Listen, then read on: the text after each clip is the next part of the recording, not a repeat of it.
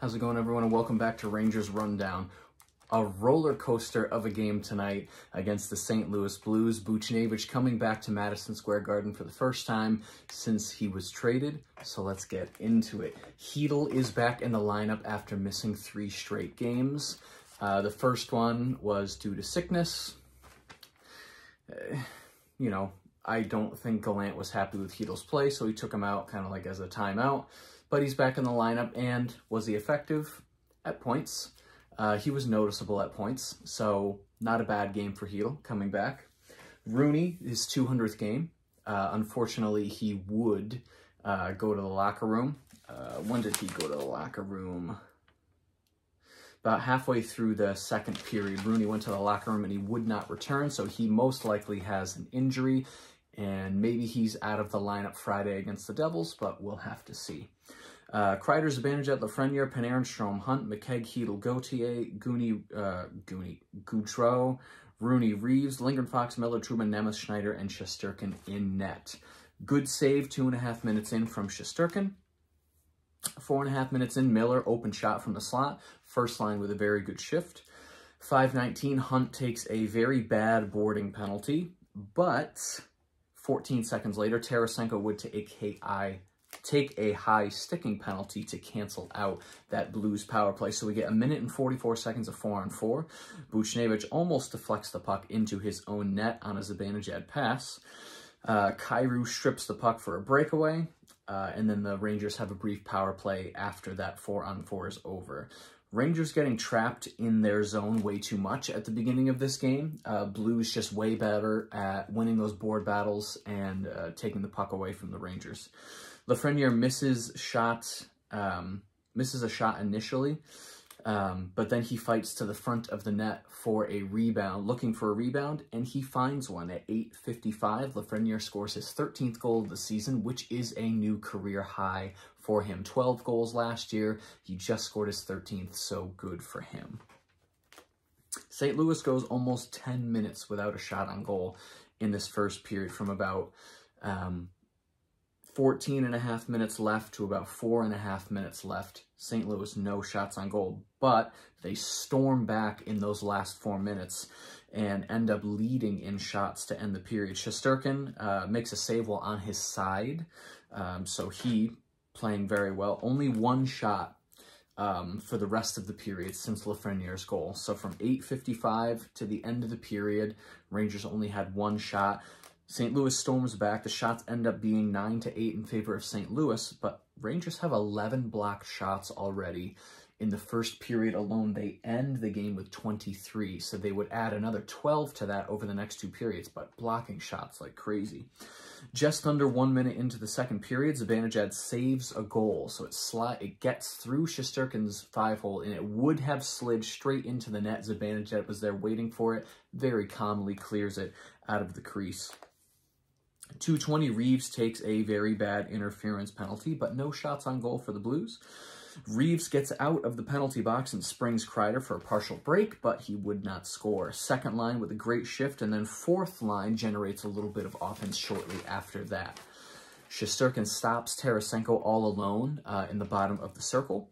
About halfway through, that's when Rooney goes to the locker room. We think it's an upper body injury. Shesterkin stops a Buchnevich breakaway. As soon as I saw that it was Buchnevich with a breakaway, I'm thinking he's going to score. It got through the 5-hole, but Shesterkin was rotating as it was sliding through, so his skate was able to push it, nudge it just enough so it would get out of the crease and not go into the goal. 16:36, Strome scores a goal. Trouba, beautiful cross-ice pass to Panarin. He gets it to Strome, who's at the post, and he's able to tuck it underneath the pad of the St. Louis goaltender, Husso, that's his name.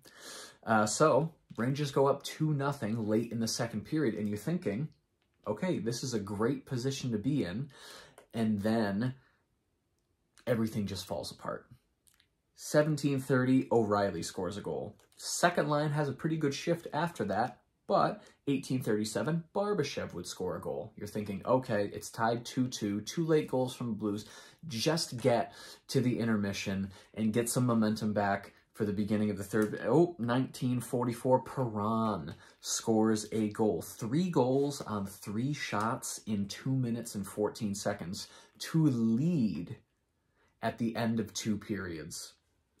Shots 10-7 in favor of St. Louis, so St. Louis leading in shots over 2 periods and leading in goals 3-2. We get into the third period. Hunt has a shot 12 seconds in, first line with a very good shift shortly after that. 2 minutes in, Chytil has an opportunity from a Panarin pass. 2 minutes later, Panarin makes a very good move to get to the slot for a chance.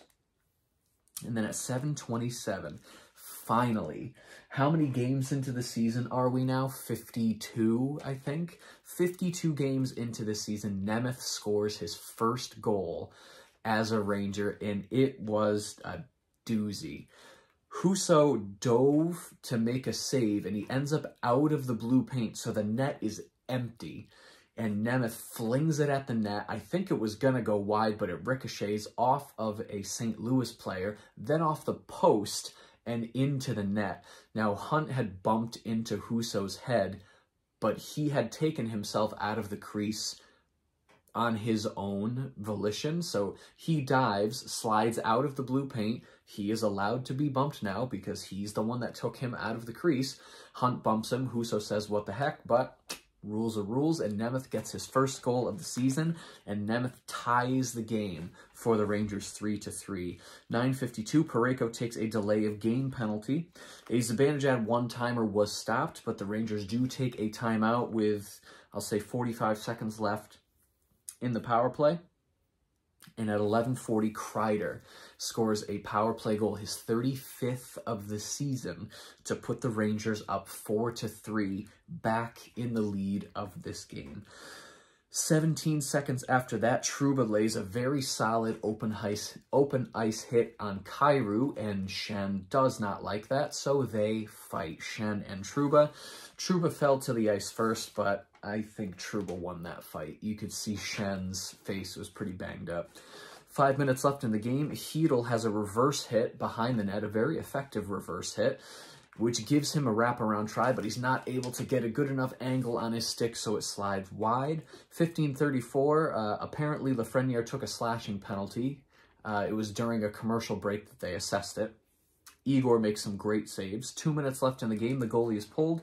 18:08, Panarin scores an empty net goal to ice this game for the Rangers 5-3. Shortly after that, Husso is pulled again.